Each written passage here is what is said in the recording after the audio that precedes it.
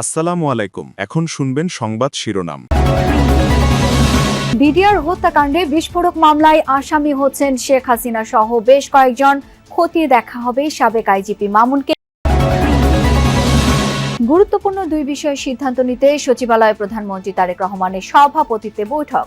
ঈদের আগেই family card চালুর পরিকল্পনা, এনসিটি নিয়েও আলোচনা। মশার উৎপাতে অতিষ্ঠ রাজধানীবাসী।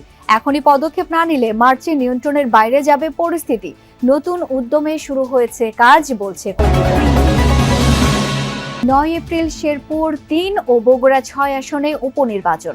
দায়িত্ব নিলেন 6 সিটির প্রশাসক। ধাপে ধাপে হবে সব কর্পোরেশনে ভোট। আসসালামু আলাইকুম। এতক্ষণ শুনছিলেন সংবাদ শিরোনাম, এখন শুনবেন বিস্তারিত। বিস্ফোরক মামলার সাক্ষীদের জবানবন্দিতে বিডিআর হত্যাকাণ্ডে জড়িত থাকার বিষয়ে শেখ হাসিনা, শেখ তাপস, মির্জা আজম, জাহাঙ্গীর কবির নানক সহ তৎকালীন বেশ কয়েকজন মন্ত্রী ও আওয়ামী লীগ নেতার নাম উঠে এসেছে। এই কারণে তাদের বিরুদ্ধে মামলা করা হবে বলে জানিয়েছেন বিস্ফোরক মামলার chief public prosecutor Borhan Uddin. বিস্ফোরক দ্রব্য আইনের মামলায় আসামি প্রায় 850 জন। মামলায় 1200 সাক্ষীর মধ্যে সাক্ষ্য নেওয়া হয়েছে 300 জনের। এর মধ্যে গুরুত্বপূর্ণ সাক্ষীদের জবানবন্দিতে শেখ হাসিনা সহ বেশ কয়েকজনের জড়িত থাকার বিষয়ে তথ্য এসেছে।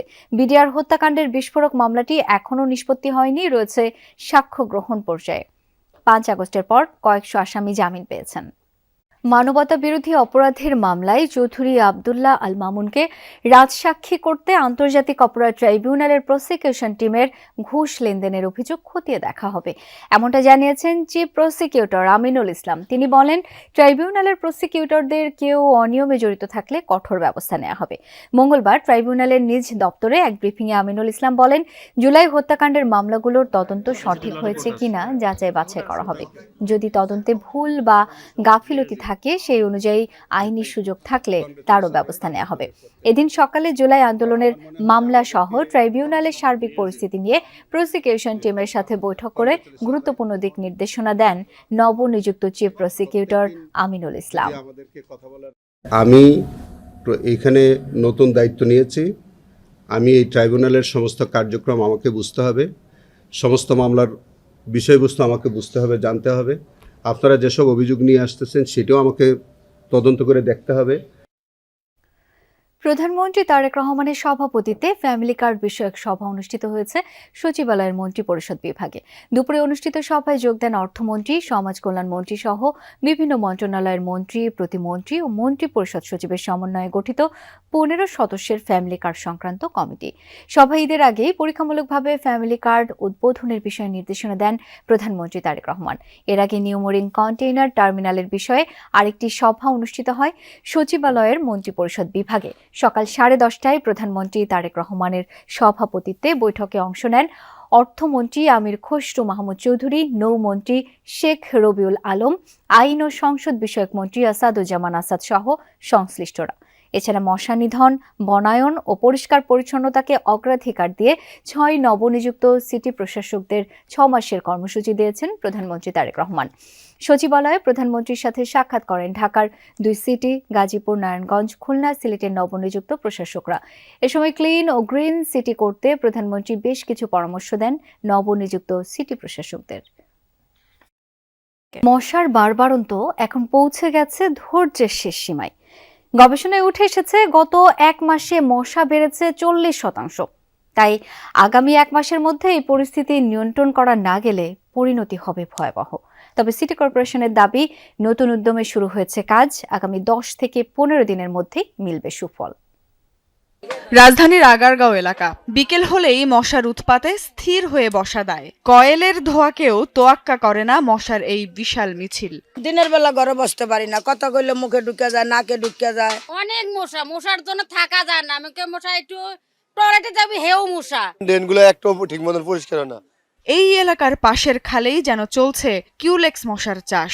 নোংরা ডোবা কিংবা জমে থাকা পানিতে এই মশার বংশ বিস্তার হয়। এর ফলে হতে পারে জাপানি এনসেফালাইটিস কিংবা গোদ রোগ। আর ঢাকায় 90% মশাই এই কিউলেক্স মশা। মশা নিয়ে করা জাহাঙ্গীরনগর বিশ্ববিদ্যালয়ের এক সাম্প্রতিক গবেষণায় উঠে এসেছে আরও ভয়ানক সব তথ্য। গবেষণা বলছে জানুয়ারির তুলনায় চলতি ফেব্রুয়ারি মাসেই মশা বেড়েছে 40%, আর 1 ঘন্টায় কামড়াতে আসা মশার সংখ্যা 1 মাসে বেড়েছে প্রায় দ্বিগুণ। ঘন্টায় মাত্র 5টি মশা কামড়াতে এলেই সেটি বিশ্বমান অনুযায়ী বেশ ক্ষতিকর হিসেবে ধরা হয়। সেখানে বাংলাদেশে এই সংখ্যা 850টি। ফলে কি মারাত্মক স্বাস্থ্য ঝুঁকিতে আছে বাংলাদেশের মানুষ সেটি স্পষ্ট। বিশেষজ্ঞরা বলছেন হঠাৎ করেই মশার বৃদ্ধির পেছনে মোটা দাগে কাজ করছে দুটি কারণ। এখনই জোরালো ব্যবস্থা না নিলে মার্চে পরিস্থিতি নিয়ন্ত্রণের বাইরে চলে যেতে পারে। উপযুক্ত তাপমাত্রা, পর্যাপ্ত পরিমাণ খাবার পানিতে থাকা এবং ড্রেন বা নর্দমাগুলো আটকে থাকার কারণে একসাথে প্রচুর পরিমাণে কিউলেক্স মশার লার্ভা থেকে এখন পূর্ণাঙ্গ মশা বেরিয়ে আসছে। লার্ভিসাইড ছাড়া এই মুহূর্তে ফগিং করে মশা নিয়ন্ত্রণ করা খুব বেশি সহজ নয়। মশক নিধনের কাজ করবে যারা, সেই সিটি কর্পোরেশনের উদ্যোগ নিয়ে প্রতি বছরই থাকে প্রশ্ন। মেয়াদ শেষ হওয়ার ভিত্তিতে ধাপে ধাপে সিটি কর্পোরেশন নির্বাচন হবে বলে জানিয়েছেন স্থানীয় সরকার মন্ত্রী মির্জা ফখরুল ইসলাম আলমগীর। বলেছেন, মেয়াদ যেখানে আগে শেষ হবে সেখানেই সিটি নির্বাচন হবে। সকালে ঢাকার 2 সিটি সহজ হয় সিটি কর্পোরেশনের রাজনৈতিক প্রশাসকরা স্থানীয় সরকার মন্ত্রণালয়ে যোগদান করেন। এলজিআরডি মন্ত্রী মির্জা ফখরুল ইসলামের কাছে যোগদানপত্র জমা দেন তারা। এ সময় মির্জা ফখরুল জানান, ভবিষ্যতে দলীয় প্রতীকে সিটি নির্বাচন হবে কিনা তা নির্ধারিত হবে সংসদে।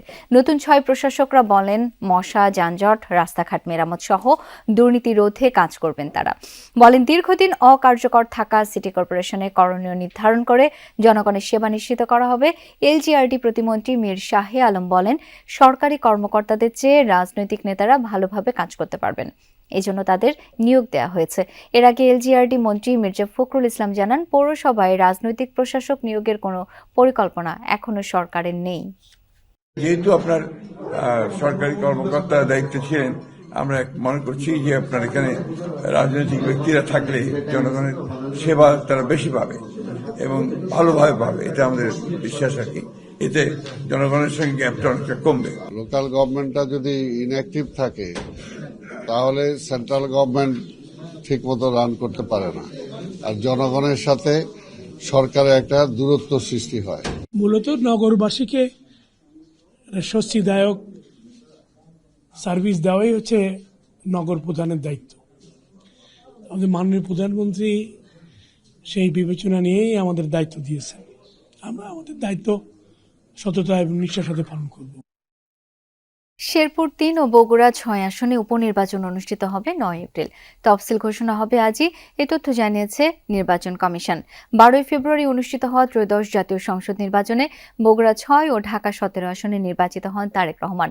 পরে 16 ফেব্রুয়ারি তিনি ঢাকা 17 আসনের প্রতিনিধিত্বের সিদ্ধান্ত জানিয়ে কমিশনের ঘোষণা